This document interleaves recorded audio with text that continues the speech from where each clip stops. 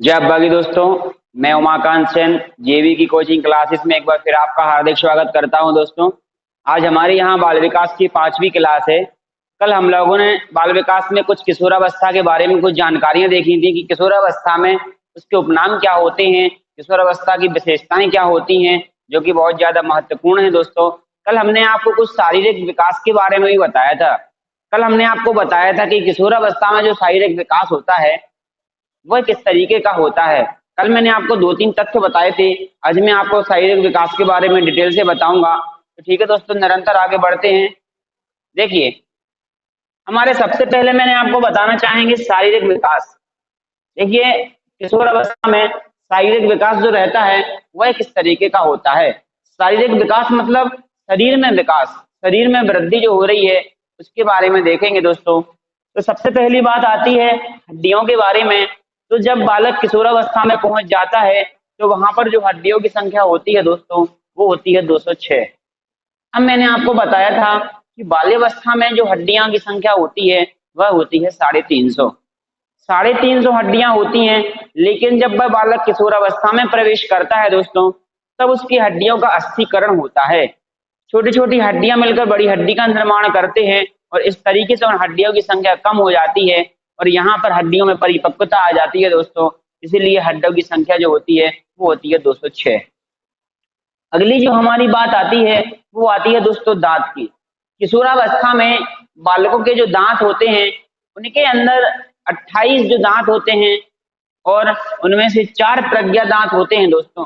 32 दांत हम लोगों ने कभी किताबों में, पुरानी किताबों में वो जो भी हम लोग अध्ययन करते हैं 32 दांत के बारे में पढ़ते हैं, बिल्कुल सही पढ़ते हैं। लेकिन उसमें भी एक तथ्य होता है और वो ये होता है कि दांतों की संख्या तो होती है 27 या 28। ठीक है दोस्तों, कितनी होती है? 27 या 28 होती है। उनमें से 4 दांत जो होते हैं उन्हें कहा जाता है दोस्तों प्रज्ञा दांत। प्रज्ञा दांत वो होते हैं जिन्हें हम और आप एक आम भाषा में बोलते हैं अक्ल की दाढ़। क्या बोलते हैं दोस्तों? अक्ल की दाढ़ बोलते हैं। तो ये होता है दांतों की संख्या। अगली जो हमारी बात आती है किशोरावस्था में वो आती है दोस्तों हमारी लंबाई को लेकर। हमारी लंबाई को लेकर कि किशोरावस्था में बालकों की जो लंबाई होती है उसमें किस तरीके से वृद्धि होती है। तो देखिए, मैंने आपको बताया था बाल्यावस्था का जब अंत होता है, बाल्यावस्था का जब अंत होता है दोस्तों तो वहां पर जो उसकी जो लंबाई होती है वह होती है बालक की लंबाई 138.3 सेंटीमीटर और यहाँ पर बालिका की लंबाई क्या होती है 139.2 सेंटीमीटर। मैंने आपको एक महत्वपूर्ण बात बताई थी कि 11 वर्ष की अवधि में बालिकाओं के अंदर एक शारीरिक विकास तीव्र गति से होता है, उनकी लंबाई में तेजी से वृद्धि होती है, उनके जनन अंगों में वृद्धि होती है दोस्तों और उनका मासिक धर्म चालू होने लगता है। तो यहाँ पे ये तथ्य इंपॉर्टेंट है जो कि 11 वर्ष का माना जाता है। और यहाँ पर दोस्तों एक अंत समय जब आता है, देखिए बाल्यावस्था का जो अंतिम समय है वही किशोरावस्था का प्रारंभ समय होगा, वही किशोरावस्था का प्रारंभ समय होगा। किशोरावस्था का जब अंत समय आता है दोस्तों उस वक्त बालक की जो लंबाई होती है वह होती है 161.8 सेंटीमीटर। ये जो आंकड़े होते हैं ये मनोवैज्ञानिकों के द्वारा औसतन आंकड़े निकाले गए हैं, एक एवरेज पैमाना निकाला गया है दोस्तों। देखिए, तो यहाँ पे बालक की लंबाई होती है 161.8 सेंटीमीटर और बालिका की जो लंबाई होती है वो होती है दोस्तों 151.6 सेंटीमीटर। ठीक है दोस्तों, अब देखिए क्या होता है कि वजन। और यहाँ पे एक बात और है, मैंने आपको बताया था कि जब बालक का जन्म होता है, जब बालक शैशवावस्था में रहता है तब बालक की जो लंबाई होती है वह ज्यादा होती है बालिकाओं की अपेक्षा। लेकिन जब बालक बाल्यावस्था में पहुंचते हैं तो बाल्यावस्था के पहुंचते टाइम बालक की जो लंबाई होती है वह बालिकाओं से कम होती है। ठीक है दोस्तों, लेकिन जब बालक किशोरावस्था में पहुंचते हैं उस कंडीशन में बालक की लंबाई बालिकाओं की लंबाई से ज्यादा होती है दोस्तों। इस बात का याद रखिएगा, ये प्रश्न कई बार पेपर में जो है पूछा जाता है। तो ये बात क्लियर रखिएगा कि किशोरावस्था में बालक की लंबाई बालिकाओं से बड़ी होती है, बाल्यावस्था में बालक की लंबाई बालिकाओं की लंबाई की अपेक्षा कम होती है, शैशवावस्था में बालक की लंबाई बालिकाओं की लंबाई से ज्यादा होती है दोस्तों। अब देखिए यहाँ पे बात आती है दोस्तों वजन की। तो वजन जो होता है, बालक का जो वजन होता है वह होता है 47.3 किलोग्राम। ये भी हमारा औसतन पैमाना है। और बालिकाओं का जो वजन होता है दोस्तों वो होता है 43.2 किलोग्राम का। ठीक है दोस्तों, तो यहाँ पे कुछ बातें आपकी क्लियर हो रही होंगी। अगली जो हमारी शारीरिक विकास होता है उसमें एक हृदय की धड़कन। मैंने आपको ये सबसे पहले बताया था शैशवावस्था में जो हृदय की धड़कन होती है वह होती है 140 पर मिनट, और यहाँ पे बाल्यावस्था में जो धड़कन होती है वह होती है 100 पर मिनट। ठीक है दोस्तों, और यहाँ पर जो किशोरावस्था में जो धड़कन होती है वो होती है दोस्तों 72 पर मिनट। 72 बार धड़कता है पर मिनट में, ये आंकड़ा होता है किशोरावस्था का। इसके बाद दोस्तों एक बात आती है मस्तिष्क का वजन। मस्तिष्क का जो वजन होता है मनोवैज्ञानिकों के अनुसार यह वजन माना जाता है 1400 ग्राम का। 1 किलोग्राम 400 ग्राम, 1 किलो 400 ग्राम का जो वजन है वह मस्तिष्क का वजन माना जाता है किशोरावस्था में बालकों का। ठीक है दोस्तों, तो यहाँ पे हमारे कुछ शारीरिक विकास के बारे में मैंने आपको बताया। इसी की वजह से एक शारीरिक विकास और होता है दोस्तों, उसके बारे में देखते हैं। शारीरिक विकास में क्या होता है दोस्तों, एक बात और होती है, जैसे बालक के अंदर इस वक्त कुछ ग्रंथियों का निर्माण होने लगता है। बालक के अंदर देखिए अपन पढ़ रहे हैं शारीरिक विकास, क्या पढ़ रहे हैं दोस्तों, हम पढ़ रहे हैं शारीरिक विकास। तो शारीरिक विकास अगर पढ़ रहे हैं तो उसके बारे में हमारे लिए संपूर्ण जानकारी होना जरूरी है। इसीलिए शारीरिक विकास में आपने देखा होगा यहाँ पर एक थायराइड ग्रंथि जो होती है,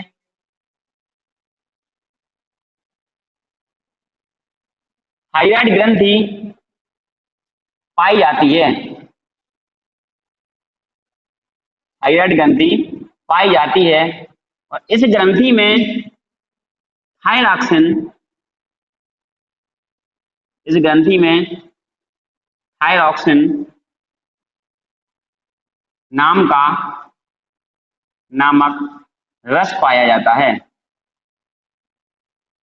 थायरॉक्सिन नामक रस पाया जाता है।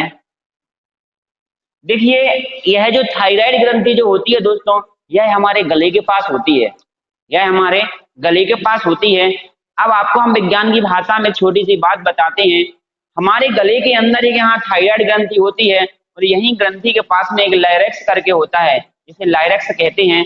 लाइरेक्स कहते हैं अंग्रेजी भाषा में, हिंदी में इसको मैजिक बॉक्स कहा जाता है। क्या कहा जाता है दोस्तों, मैजिक बॉक्स कहा जाता है। और ये क्यों कहा जाता है, क्योंकि यह जो एक पॉइंट है, यहाँ से जो पॉइंट जाता है वो मुंह के यहाँ से जो नली जाती है वह नली, और जो नाक के यहाँ से जो नली जाती है, ये दोनों नली आपस में एक ही जगह मिल जाती हैं और वहां से फिर वह नली एक होकर हमारे शरीर के अंदर जाती है। इसीलिए इसको मैजिक बॉक्स कहा जाता है। क्योंकि ऐसा कभी नहीं होता कि अगर आप नाक से खाना खाएंगे तो वो आपका आहार नली से चला जाए, अगर आप मुंह से खाना खाएंगे तो वो नाक के द्वारा बाहर आ जाए। इस तरीके से कभी नहीं होता, वह अपना काम व्यवस्थित तरीके से करता है। इसीलिए इसे कहा जाता है मैजिक बॉक्स, क्योंकि नलियां दो हैं लेकिन अंदर जाके वह नली एक हो जाती है, लेकिन उनका काम अपना अपना व्यवस्थित रहता है। इसीलिए उसे मैजिक बॉक्स कहा जाता है और उसे कहा जाता है दोस्तों लेरिस। ठीक है दोस्तों, अब देखिए दोस्तों इसी में एक बात और होती है, थायराइड ग्रंथि जो कि मैं यहाँ पढ़ रहा था। थायराइड ग्रंथि में थायरॉक्सिन नाम का एक रस पाया जाता है, जिसके द्वारा बालकों के अंदर की जो आवाज होती है, बालकों की जो आवाज होती है दोस्तों, उस आवाज में कर्कशता आने लगती है। बालक की आवाज में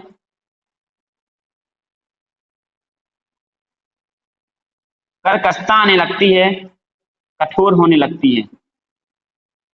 इसी ग्रंथि की वजह से, थायराइड ग्रंथि की वजह से बालक की जो आवाज होती है उसमें कर्कशता आने लगती है और बालिकाओं की जो आवाज होती है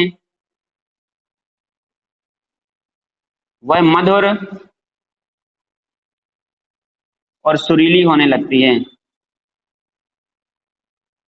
मधुर और सुरीली होती है। इसका रीजन क्या होता है, इसका रीजन होता है दोस्तों थायराइड ग्रंथि। आपको एक बात और बता दें, जिनकी पिच ज्यादा होती है, जिनकी पिच ज्यादा होती है उनकी पिच के लिए अंग्रेजी में इसको पिच कहा जाता है, हिंदी में इसको तारत्य कहा जाता है। जिनकी पिच ज्यादा होती है गले की, उनकी जो आवाज होती है वो बहुत ज्यादा पतली होती है, और जिनकी पिच जो होती है कम होती है उनकी आवाज जो होती है वो बहुत भारी होती है दोस्तों। तो यहाँ पे अगर आपसे प्रश्न किया जाता है कि लड़कियों की जो पिच होती है वो लड़कों की अपेक्षा तारत्य जो रहता है उसका मान क्या होता है, तो लड़कियों की जो पिच होती है यहाँ की जो गले की जो तारत्य रहता है जिसे पिच कहा जाता है दोस्तों, अगर वो ज्यादा होती है तो उनकी आवाज में मिठास होती है और पतली होती है दोस्तों। ठीक है, तो ये हमारा हो गया कुछ शारीरिक विकास के बारे में जो कि हमें बताना था। अब हम पढ़ेंगे दोस्तों किशोरावस्था के कुछ मानसिक विकास के बारे में। क्या पढ़ेंगे दोस्तों? किशोरावस्था के कुछ मानसिक विकास के बारे में। देखिए, मानसिक विकास अभी हमने पढ़ा था शारीरिक विकास, वह विकास जो शरीर में विकास हो रहा है उसे शारीरिक विकास कहते हैं। यहाँ पे देखिए मानसिक विकास, अब मानसिक विकास मतलब उसके मस्तिष्क में जो विकास हो रहा है, उसकी बुद्धि में जो विकास हो रहा है, वह विकास हमारा मानसिक विकास कहलाएगा। किशोरावस्था की आयु में बालक के अंदर कौन कौन से मानसिक विकास होते हैं वो हम यहाँ पर पढ़ेंगे। देखिए, एक वैज्ञानिक का नाम है जेबी वॉटसन। एक वैज्ञानिक का नाम है जेबी वॉटसन। इन वॉटसन महोदय ने कहा है कि 18 वर्ष की आयु में 18 वर्ष की आयु में बालक का पूर्ण मानसिक विकास हो जाता है। क्या कहा है जेबी वॉटसन ने? यह बात को आप नोट कर लीजिएगा और अपने माइंड में सेट कर लीजिएगा दोस्तों, क्योंकि इसका प्रश्न आपको पूरी बाल विकास में 3 जगह मिलेगा, जो कि बहुत ज्यादा महत्वपूर्ण है और बहुत ही कंफ्यूजन वाला प्रश्न है। क्योंकि जब हम अधिगम का चैप्टर पढ़ेंगे तो वहां पे एक बात आपसे पूछी जाती है और वो हम आपको अभी यहाँ बताएंगे, और जब आपको अधिगम का चैप्टर पढ़ाएंगे उसमें भी वह बात हम आपको दोबारा बताएंगे। देखिए, जेबी वॉटसन का कहना है कि 18 वर्ष की आयु में बालक का जो पूर्ण मानसिक विकास हो जाता है। और यहीं पर क्रो एंड क्रो में एक मनोवैज्ञानिक हैं, यहीं पर एक वैज्ञानिक का नाम है क्रो एंड क्रो। उनके द्वारा कहना है कि 16 वर्ष की आयु में, उनका कहना है कि 16 वर्ष की आयु में बालक के अंदर पूर्ण मानसिक विकास हो जाता है। दोनों की बात को सत्य माना जाता है दोस्तों, दोनों की बात को सत्य माना जाता है। तो यही एक हमारी एक सबसे बड़ी विशेषता होती है मानसिक विकास की, इसको याद रखिएगा।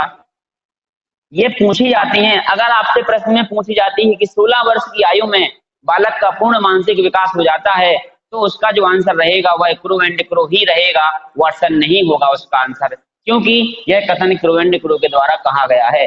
कई लोग सोचते हैं कि ये क्रो एंड क्रो जो है इनका नाम 2 बार क्यों लिखा जाता है दोस्तों, तो आज हम इसका आपको क्लियर कर देते हैं कि क्रो एंड क्रो 2 बार इसलिए लिखा जाता है क्योंकि एक नाम मनोवैज्ञानिक का है और एक नाम उनकी मैसेज का, उनकी पत्नी का नाम है, और दोनों का नाम मिलाकर लिखा जाता है यहाँ पे क्रो एंड क्रो। ठीक है दोस्तों, अब देखिए अगली जो बात आती है हमारी सारे मानसिक विकास में, वह मानसिक विकास जो होता है उसमें कहा जाता है कि शब्द भंडार में वृद्धि होने लगती है। बालक जब किशोरावस्था में पहुंचता है, बालक जब किशोरावस्था में पहुंचता है दोस्तों, तो बालक के अंदर शब्द के भंडार में वृद्धि होने लगती है। वही कई प्रकार के शब्द बोलने लगता है, हर प्रकार के शब्दों का उच्चारण करने लगता है, हर प्रकार के शब्दों को व्यवस्थित तरीके से लिखने लगता है, बोलने लगता है, सुनने लगता है। इस तरीके से क्या कहते हैं इसको, शब्द के भंडार में वृद्धि होने लगती है किशोरावस्था की आयु में। अगली हमारी जो बात आती है वह होती है अभिरुचियों में परिवर्तन होता है। हमारे अंदर की जो रुचियां होती हैं, हमारे अंदर की जो महत्वाकांक्षाएं होती हैं, उनमें परिवर्तन होने लगते हैं। जैसे कि भावी व्यवसाय करना, जैसे कि छोटा एक कोई बालक है, बाल्यावस्था में है, जैसे वह किशोरावस्था में पहुंचता है तो वह कुछ ना कुछ करने की सोचने लगता है। या तो वह जैसे हम और आप है, जैसे कोई भी व्यक्ति है, तो वह क्या सोचने लगता है कि हमारे लिए गवर्नमेंट एग्जाम की एक प्रिपरेशन करनी है, तैयारी करनी है, तो उसके बारे में क्या उसकी अभिव्यक्ति अभिरुचि के बारे में परिवर्तन हो रहा है, वह कुछ आगे बढ़ने के बारे में सोच रहा है। उसके रंग रूप को लेकर भी उसमें परिवर्तन होने लगते हैं। उसका जो रंग होता है वह धीरे धीरे जब किशोरावस्था में बढ़ता है तो उसके रंग में परिवर्तन होने लगता है। उसका जो रूप रहता है वो भी बदलने लगता है। इस तरीके की जो क्रियाएं होती है, इस तरीके का जो बदलाव होता है, इस तरीके का जो परिवर्तन होता है, उसे कहा जाता है दोस्तों अभिरुचियों में परिवर्तन। ये परिवर्तन जो होते हैं ये हमारे मानसिक विकास में होते हैं।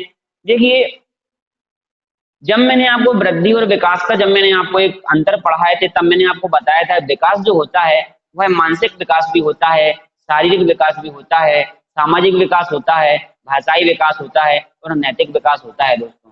ये जो विकास होते हैं, इन विकासों के लिए मैं आपको एक पीडीएफ के माध्यम से, क्योंकि जो मैं आपको विशेषताओं में लिखवा चुका हूँ वो सभी उसकी विशेषताएं होती हैं, बस उसमें से ये बाहर निकालना इम्पोर्टेंट है कि विशेषताएं वो कौन से माध्यम की हैं, भाषाई माध्यम की हैं कि सामाजिक माध्यम की हैं कि नैतिकता के माध्यम की हैं।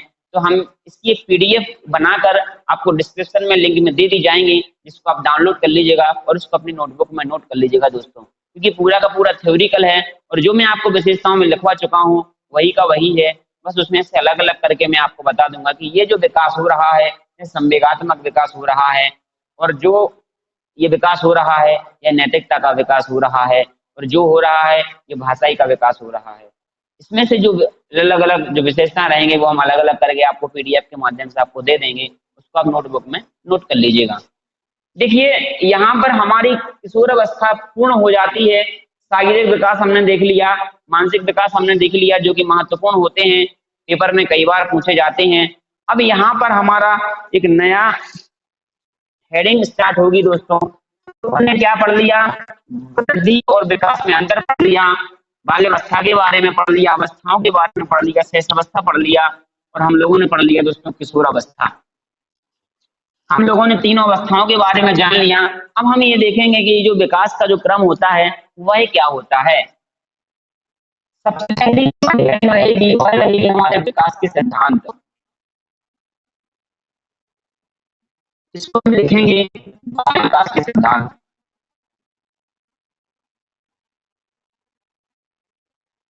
बाल विकास के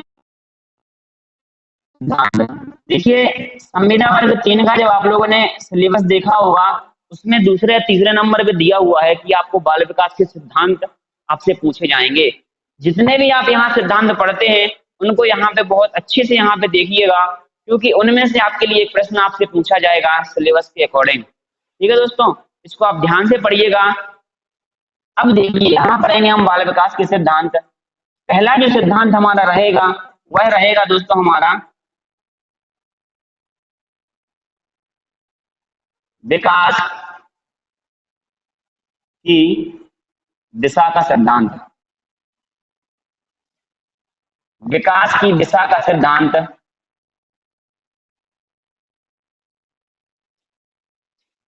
अगला हमारा रहेगा विकास की गति का सिद्धांत। विकास की गति का सिद्धांत।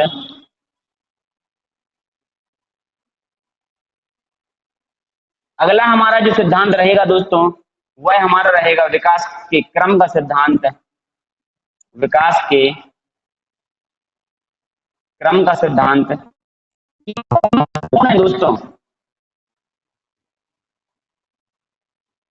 विकास के क्रम का सिद्धांत। अगला हमारा जो रहेगा वह रहेगा दोस्तों परस्पर संबंध का सिद्धांत। परस्पर संबंध का सिद्धांत।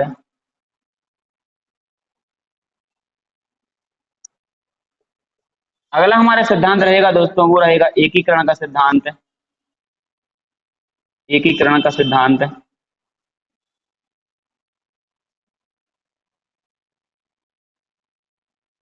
अगला रहेगा हमारा 6वें नंबर का समान प्रतिमान का सिद्धांत।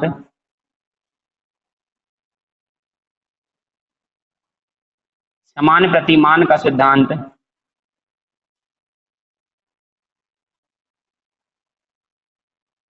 समान प्रतिमान का सिद्धांत। देखिए इन सिद्धांतों को आप एक लाइन में ना लिखें, अभी हम यहाँ पे आपको लिख रहे हैं, बाद में इनको आपको डिटेल में आपको बताएंगे। आप हेडिंग बाय हेडिंग लिखिएगा, पहले इसको आप देखिएगा। पहले अभी हम यहाँ पे लिख रहे हैं निरंतरता का सिद्धांत। इसी को लिखा रहता है सतत एवं निरंतरता का सिद्धांत। निरंतरता का सिद्धांत।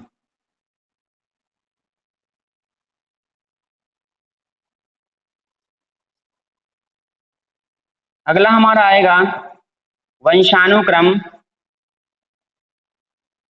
वंशानुक्रम एवं वातावरण का सिद्धांत। वंशानुक्रम एवं वातावरण का सिद्धांत। ठीक है दोस्तों, विकास की दिशा का सिद्धांत, विकास की गति का सिद्धांत, विकास के क्रम का सिद्धांत, परस्पर संबंध का सिद्धांत, एकीकरण का सिद्धांत, समान प्रतिमान का सिद्धांत, और सतत एवं निरंतर का सिद्धांत, और वंशानुक्रम और गति का सिद्धांत। और यहाँ पर दोस्तों अगला हमारा आएगा व्यक्तिगत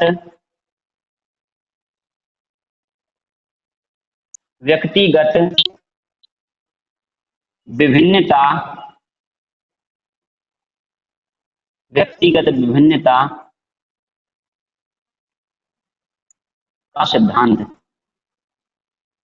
तो हमारे दोस्तों यहाँ पे कितने सिद्धांत हो जाते हैं? हमारे यहाँ पर 9 सिद्धांत हो जाते हैं दोस्तों। तो यही हमारे सिद्धांत जो आपसे पेपर में पूछे जाते हैं, इन्हीं के बारे में हम पढ़ेंगे दोस्तों, ठीक है। और यहाँ पर हमारा अगला जो सिद्धांत रहेगा वह रहेगा दोस्तों सामान्य से विशिष्ट की ओर।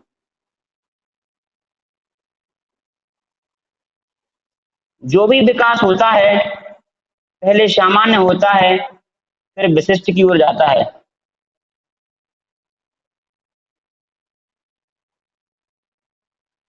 सामान्य से विशिष्ट की ओर का सिद्धांत है। तो ये सिद्धांत कितने होगा दोस्तों? हमारे 10 सिद्धांत हो जाते हैं। और यहाँ पर हमारा जो अगला सिद्धांत आएगा 11वां सिद्धांत रहेगा हमारा, और वो रहेगा हमारा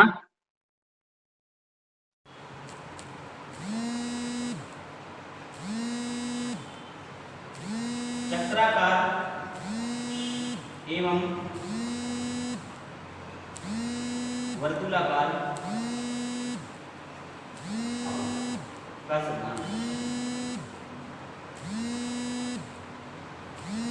देखिए ये हमारे महत्वपूर्ण सिद्धांत हैं जिनके बारे में हम इतना डिटेल से पढ़ेंगे। ये सिद्धांत बहुत महत्वपूर्ण हैं क्योंकि आपके सिलेबस के अकॉर्डिंग आपका एक प्रश्न ही पूछा जाता है। तो हमारे सिद्धांत कौन कौन से हैं? विकास की दिशा का सिद्धांत, विकास की गति का सिद्धांत, विकास के क्रम का सिद्धांत, परस्पर संबंध का सिद्धांत, एकीकरण का सिद्धांत, समान प्रतिमान का सिद्धांत, सतत एवं निरंतरता का सिद्धांत, वंशाणु एवं वातावरण का सिद्धांत, व्यक्तिगत विभिन्नता का सिद्धांत, और यहाँ सामान्य से विशिष्ट की ओर का सिद्धांत, चक्राकार एवं वर्तुलाकार का सिद्धांत। ये सिद्धांत हमारे बहुत महत्वपूर्ण हैं, इनके बारे में हम डिटेल से पढ़ेंगे दोस्तों। देखिए दोस्तों यहाँ पे हमारे सिद्धांत के बारे में हम जानेंगे। सबसे पहला हमारा सिद्धांत रहेगा विकास की दिशा का सिद्धांत। देखिए बहुत महत्वपूर्ण सिद्धांत, इनको ध्यान से देखिएगा। सबसे पहला सिद्धांत पढ़ेंगे हम विकास की दिशा का सिद्धांत। और विकास की दिशा का सिद्धांत क्या होता है? इसे दूसरा सिद्धांत भी कहा जाता है दोस्तों, इसे कहा जाता है मस्तबोधमुखी सिद्धांत।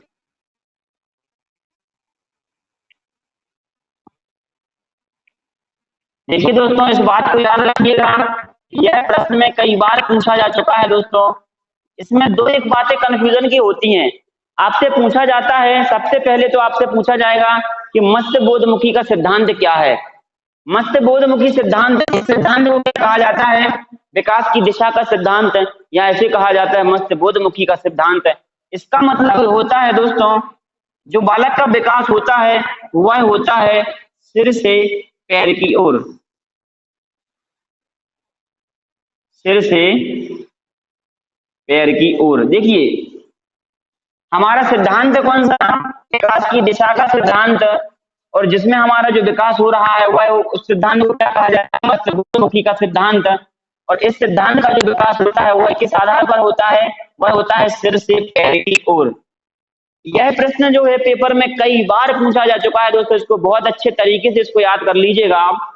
सिर से पैर की ओर का मतलब क्या है? सिर से पैर की ओर का मतलब ये है दोस्तों, जैसे कोई बालक है,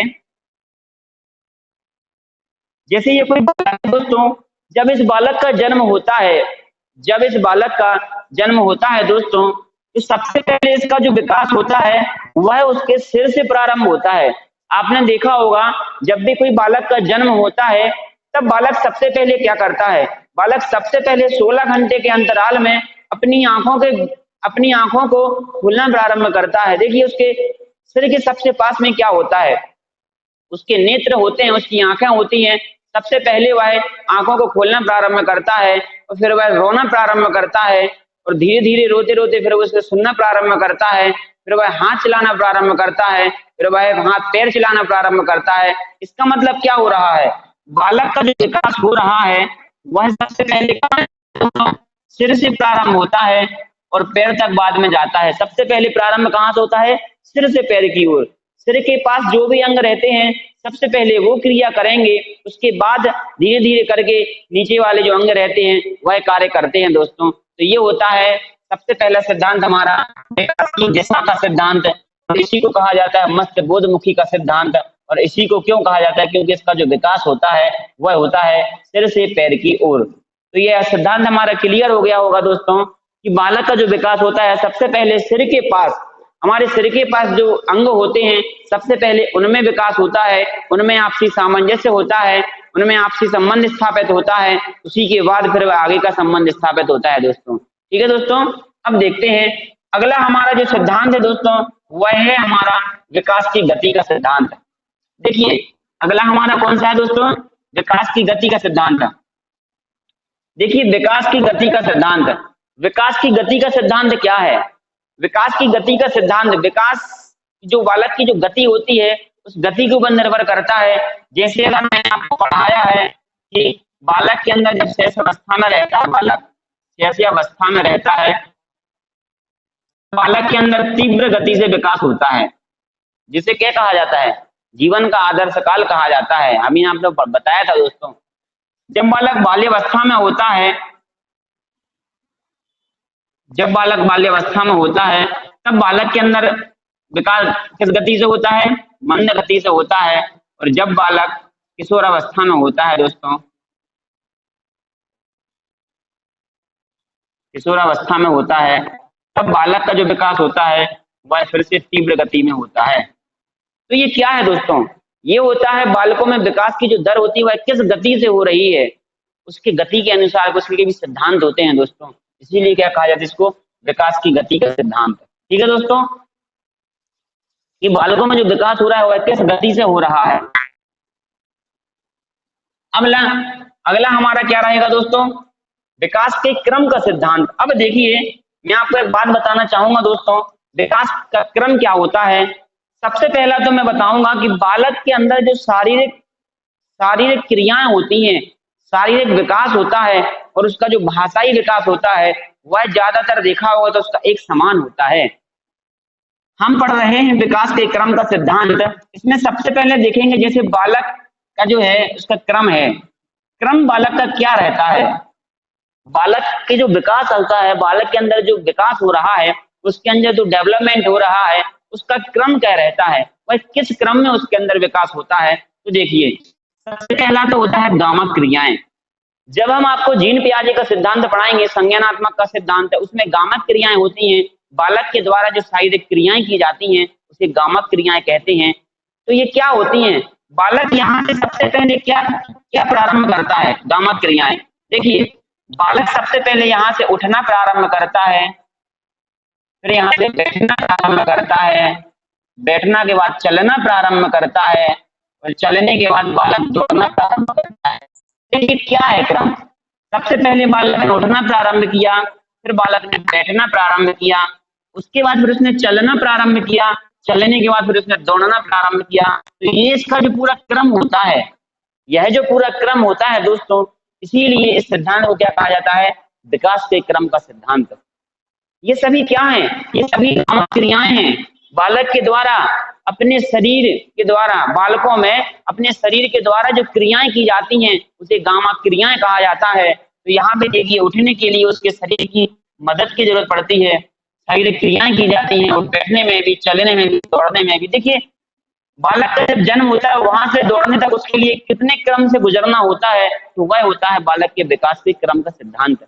इसी में अगर बोला जाए, जैसे भाषा को ले लिया जाए, जैसे देखो विकास तो बालक के 5 क्षेत्र में होता है, शारीरिक क्षेत्र में भी होता है, मानसिक क्षेत्र में भी होता है, भाषा क्षेत्र में भी होता है, सामयिक क्षेत्र में भी होता है। तो हम दूसरा ले लेते हैं भाषा के क्षेत्र में। देखिए भाषा के क्षेत्र में सबसे पहले बालक क्या करेगा? सबसे पहले तो बालक क्या करेगा? सबसे पहले भाषा जब करेगा सबसे पहले सुनता है, सुनने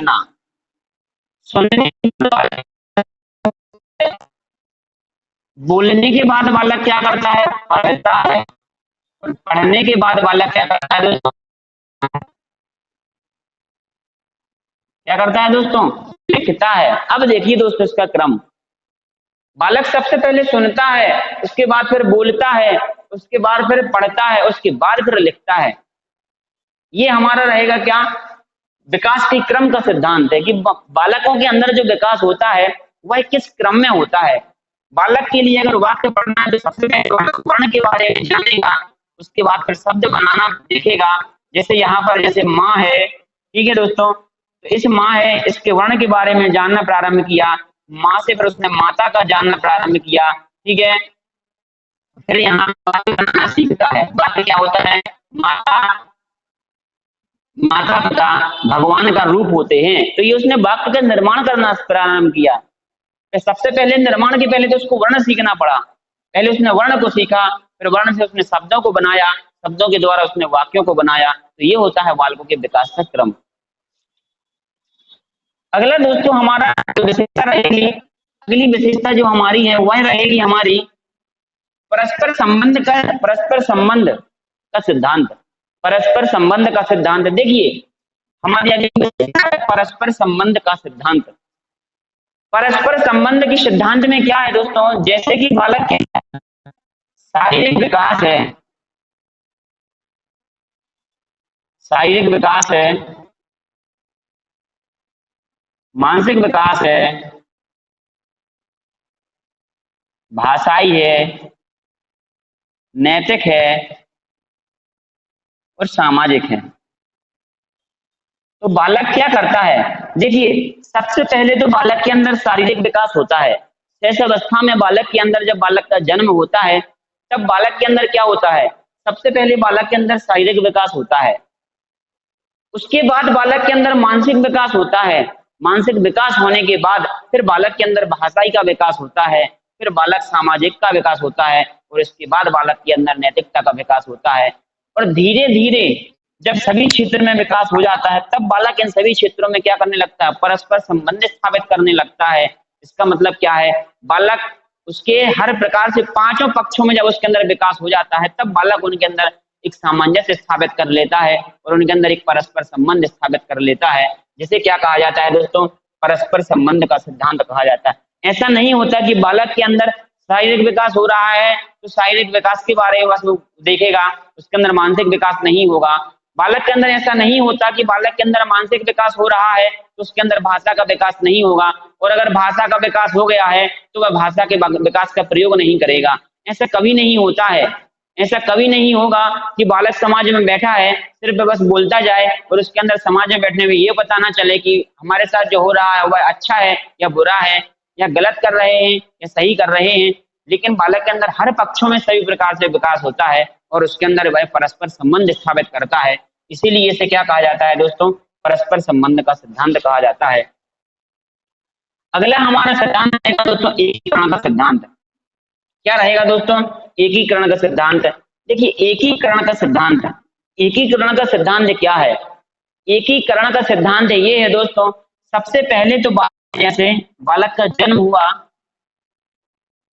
बालक का जन्म हुआ, जन्म के बाद बालक ने क्या किया, सबसे पहले तो अपने अंगों को चलाना प्रारंभ किया। क्या किया दोस्तों, सबसे पहले उसने अंगों को चलाना प्रारंभ किया। बालक ने सबसे पहले अपने हाथों को चलाना प्रारंभ किया, फिर अपने पैरों को चलाना प्रारंभ किया, अपने अपने अंगों को चलाना प्रारंभ किया।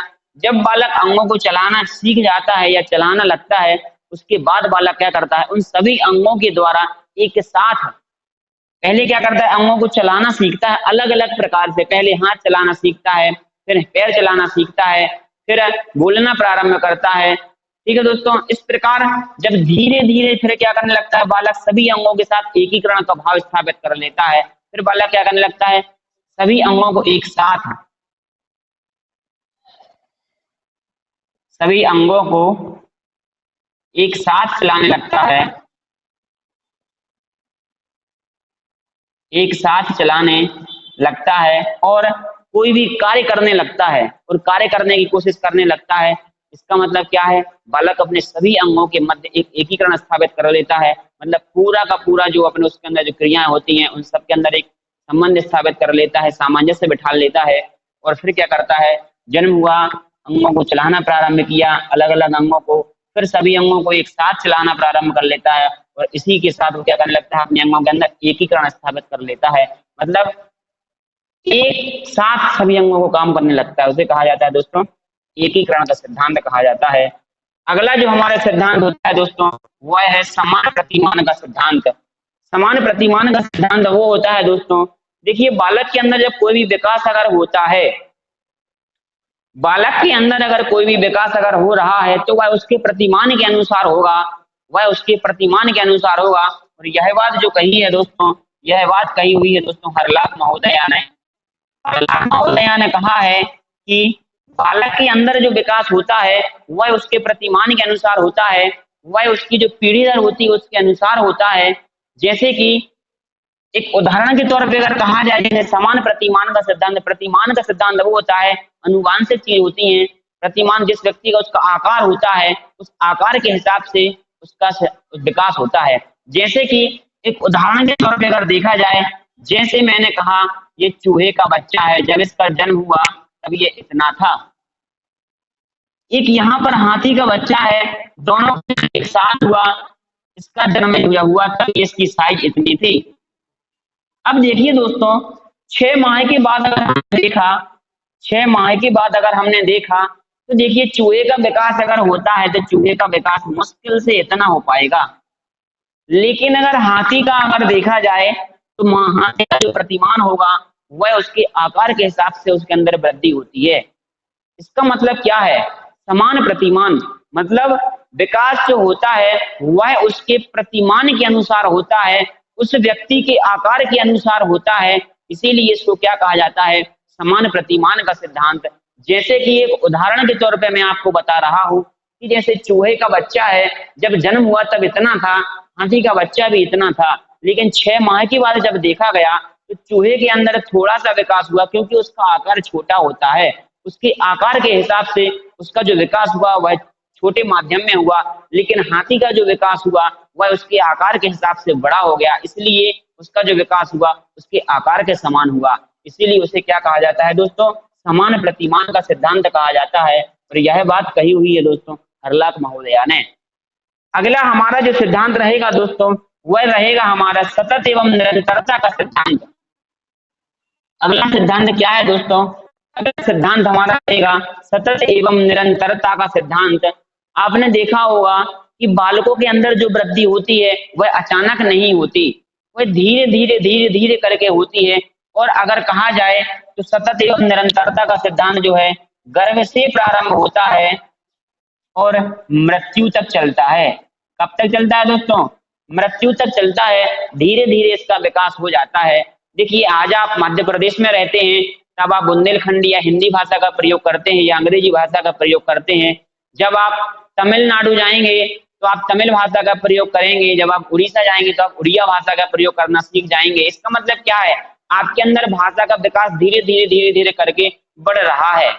आप पहले यहाँ पर रहते हैं मध्य प्रदेश में, तो इसके हिसाब से आप अपने लोगों के बीच में एक आपसी संबंध स्थापित करते हैं। लेकिन जब आप कहीं विदेश जाकर रहेंगे तो वहां पे आपको सामाजिक विकास आपका धीरे धीरे करके बढ़ता जाएगा दोस्तों। तो ये क्या है? बालक के सभी पक्षों में जो विकास होता है वह निरंतर मृत्यु तक चलता रहता है। यह विकास कभी रुकता नहीं है दोस्तों, लेकिन धीरे धीरे होता रहता है। इसीलिए इसे क्या कहा जाता है दोस्तों? सतत एवं निरंतर। मतलब धीरे धीरे निरंतर रूप से यह विकास होता रहता है दोस्तों, अचानक नहीं होता। ऐसा नहीं होता दोस्तों कि बालक का जन्म हुआ और बालक 6 माह में हर प्रकार की भाषाएं सीख गया, हर प्रकार से उसके अंदर सामाजिकता के गुण आ गए, हर प्रकार से उसके अंदर नैतिकता के गुण आ गए। और इस प्रकार से ऐसा नहीं होता है दोस्तों। उसके लिए उसको धीरे धीरे करके वह सीखता है और अपनी बात को क्या करने लगता है? विकास होने लगता है उसके अंदर। अगला जो हमारी विशेषता होती है वह होती है दोस्तों हमारी वंशानुक्रम एवं वातावरण का सिद्धांत। वंशानुक्रम और वातावरण का सिद्धांत जो है यह हमारा एक महत्वपूर्ण चैप्टर है, जो कि तीसरे चैप्टर में है, संविदा शिक्षक वर्ग 3 में। इसमें सिर्फ मात्र अगर बोला जाए तो 50% का योगदान होता है दोस्तों। याद रखिएगा, अगर अहम योगदान होता है बालकों के अंदर तो 50% का योगदान होता है। देखिए वंशानुक्रम, बालक का जो विकास होता है वह इसके वंशानुक्रम के हिसाब से होता है। आपने देखा होगा जैसे वातावरण है, बालक के लिए जैसा वातावरण मिलेगा बालक के अंदर उस तरीके का विकास होगा। बालक के लिए जिस तरीके का एटमॉस्फेयर मिलेगा बालक उस तरीके का व्यवहार करेगा। अब वंशानुक्रम जो होती है, जैसे मान के चलो आप कहीं आदिवासी में जाते हैं, आप कहीं आदिवासी इलाके में जाते हैं, भील निवाड़ क्षेत्र में जाते हैं, तो वहां के जो बालकों में विकास होता है तो उनके अंदर उस तरीके का विकास होता है। आपने देखा होगा जिसके माता पिता के बाल घुंघराले होते हैं उनके जो संतानें होती हैं वो घुंघराले बाल की पैदा होती हैं। इसका मतलब क्या है? उनके अंदर वंशानुक्रम, उनके अंदर अनुवांशिक गुण पाए जाते हैं। उनके अंदर जीन्स पाए जाते हैं, उनके अंदर गुणसूत्र पाए जाते हैं। इस तरीके से उनका जो विकास होता है वह उनके वंश के अनुसार होता है। पीढ़ी दर पीढ़ी चलता रहता है। कोई अपने दादाजी पे जाता है तो कोई अपने पिताजी के ऊपर जाता है, कोई अपनी माताजी के ऊपर जाता है। तो ये क्या है, उसका वंश का क्रम है, उसी के आधार पर उसका विकास होता है। अगला जो होता है वो हमारा वातावरण पे होता है। देखिए वातावरण किस तरीके का है आपका, अगर सांस्कृतिक का वातावरण है तो बालक का व्यवहार जो रहेगा वह सांस्कृतिक रूप से रहेगा, धार्मिक रूप का रहेगा। लेकिन अगर बालक के लिए अगर कोई गंदा माहौल मिलता है, गाली गलौज का माहौल मिलता है, या जहाँ पे असामाजिक तत्व रहते हैं वैसा माहौल मिलता है, तो बालक के अंदर उस तरीके के व्यवहार आने लगते हैं और बालक का उस तरीके से उसका विकास होने लगता है। इसका मतलब क्या है, बालक के विकास में वंशानुक्रम और वातावरण का एक अहम रोल होता है, जिसके अनुसार बालक का विकास होता है।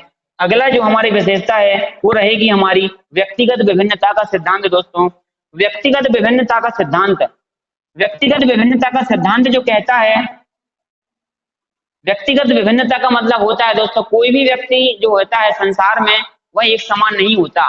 कोई भी व्यक्ति संसार में एक समान नहीं होता। हर व्यक्ति, अगर जो मान के चलो 2-3 व्यक्ति हैं, उसका मानसिक विकास, शारीरिक विकास और संवेगात्मक विकास एक समान कभी नहीं हो सकते। सभी के जो विकास होते हैं वह भिन्न भिन्न होते हैं दोस्तों। इस तरीके से क्या कहा जाता है, व्यक्तिगत विभिन्नता का सिद्धांत। ज्यादातर अगर आपने देखा होगा कि भाई बहनों के अंदर जो जुड़वा भाई बहन भी पैदा होते हैं अगर, तो उनके अंदर भी क्या होता है, एक असमानताएं होती हैं। अगर आपका शारीरिक बनावट एक जैसी होगी तो आपका मानसिक बुद्धि आपकी एक जैसी नहीं होगी, आपकी संवेगात्मक विकास एक जैसे नहीं होंगे। इसी का मतलब क्या है कि यह सिद्धांत क्या है, व्यक्तिगत विभिन्नता का सिद्धांत।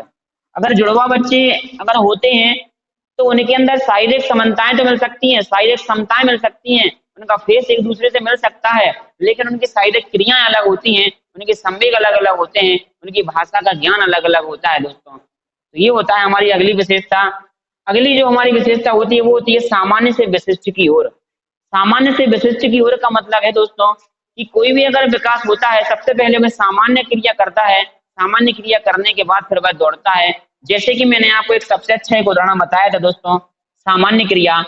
बालक ने सामान्य क्रिया करना प्रारंभ किया, इसका मतलब क्या है, बालक ने सबसे पहले रेंगना प्रारंभ किया।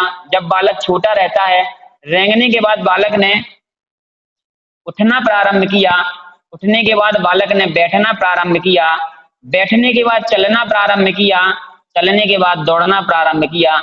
इसका मतलब क्या है, सामान्य से विशिष्ट की ओर। पहले बालक ने सामान्य क्रिया की, रेंगना। रेंगना मतलब क्या है, अपने आप एक सामान्य क्रिया है। बालक ने सामान्य क्रिया की, सामान्य क्रिया के बाद धीरे धीरे वह विशिष्ट की ओर बढ़ रहा है। रेंगना प्रारंभ किया, फिर बालक ने उठना प्रारंभ किया, फिर बालक ने बैठना प्रारंभ किया, फिर बालक ने चलना प्रारंभ किया, फिर बालक ने दौड़ना प्रारंभ किया। देखिए सामान्य से बालक धीरे धीरे कहाँ पहुंच गया, विशिष्ट की ओर पहुंच गया। इसीलिए इसको क्या कहा जाता है दोस्तों, सामान्य से विशिष्ट की ओर। बालक अगर यहाँ पे चलो ठीक है यहाँ पे बोल दिया जाए, लेकिन अगर ये मान चलो किसी व्यक्ति के पैर की हड्डी है, अगर यह किसी व्यक्ति के पैर की हड्डी है दोस्तों, तो देखिए सबसे पहले इसका जो विकास होता है दोस्तों वो कहाँ से होता है, केंद्र से होता है। सबसे पहले बालक के अंदर क्या होता है, केंद्र में विकास होता है, उसकी हड्डियों में बढ़ोतरी होती है। हड्डी में जब बढ़ोतरी होगी तब उसकी त्वचा में वृद्धि होगी। इसका मतलब क्या है, सामान्य से विशिष्ट की ओर जाता है दोस्तों। ठीक है, उसकी बढ़ोतरी सामान्य रूप से बढ़ती है हड्डियों के द्वारा और विशिष्ट रूप में पहुंचती है त्वचा के द्वारा। ठीक है दोस्तों, तो ये हमारा अगला सिद्धांत हो जाता है। और सबसे एक महत्वपूर्ण सिद्धांत जो है वो है चक्राकार एवं वर्तुलाकार का सिद्धांत। यह सिद्धांत बहुत महत्वपूर्ण है और यह सिद्धांत जो दिया गया है वह दिया गया है हर्लॉक महोदया के द्वारा। यह सिद्धांत दिया गया है चक्राकार वर्तुलाकार का सिद्धांत। देखिए इस सिद्धांत को इस तरीके से बताया गया है, इस सिद्धांत को इस तरीके से बताया गया है जैसे घंटी के अनुसार समझाया गया है। हर्लॉक महोदया ने कहा है कि चक्राकार एवं वर्तुलाकार का जो सिद्धांत है एक घंटी के सिद्धांत पे कार्य करता है। और यह सिद्धांत जो दिया गया है वह दिया गया दोस्तों हर्लॉक महोदया के द्वारा। इनका कहना है कि बालक के अंदर जो विकास होता है वह एक रेखीय नहीं होता, एक रेखा में नहीं होता, उसका विकास चारों तरफ होता है। इस सिद्धांत का मतलब ये है, चक्राकार मतलब चारों ओर, वर्तुलाकार मतलब चक्रीय क्रम में होता है। किसी भी बालक का जो विकास होता है वह एक सीधी रेखा में नहीं होता, एक रेखीय क्रम में, रेखीय क्रम में नहीं होता है, रेखीय क्रम में नहीं होता है। उसका जो विकास होता है वह चारों ओर होता है। मतलब क्या है, ऐसा नहीं होता कि बालक की सिर्फ लंबाई में वृद्धि होती रहे ऐसा नहीं होता। बालक की लंबाई में भी वृद्धि होती है, उसकी चौड़ाई में भी वृद्धि होती है, उसके वजन में भी वृद्धि होती है। तो इस कथन को यहाँ सिद्ध करने के लिए हर्लक महोदया ने एक सिद्धांत दिया। उस सिद्धांत का नाम है चक्राकार एवं वर्तुलाकार का सिद्धांत। इस तरीके से हमारे सिद्धांत पूर्ण हो जाते हैं दोस्तों। आज हमारा जो एक महत्वपूर्ण टॉपिक हो गया, आज हमारे द्वारा आपको वीडियो के नीचे डिस्क्रिप्शन लिंक में इन सभी सिद्धांतों की एक पीडीएफ आपको दे दी जाएगी दोस्तों। उसको डाउनलोड करिएगा और उसे अपने नोटबुक में नोट कर लीजिएगा। आज हमारा हो गया बाल विकास के महत्वपूर्ण सिद्धांत। कल हम करेंगे बाल विकास को प्रभावित करने वाले कारक। ठीक है दोस्तों, रोज बने रहिएगा, निरंतर पढ़ाई करिएगा। समय आपके पास कम है दोस्तों, आज के लिए इतना ही काफी है। जय बाकी दोस्तों। अगर वीडियो पसंद आए तो लाइक करिएगा, ज्यादा से ज्यादा लोगों में शेयर करिएगा दोस्तों, और जितने लोग चैनल को देख रहे हैं वे सभी चैनल को सब्सक्राइब करिएगा दोस्तों। जय बागी।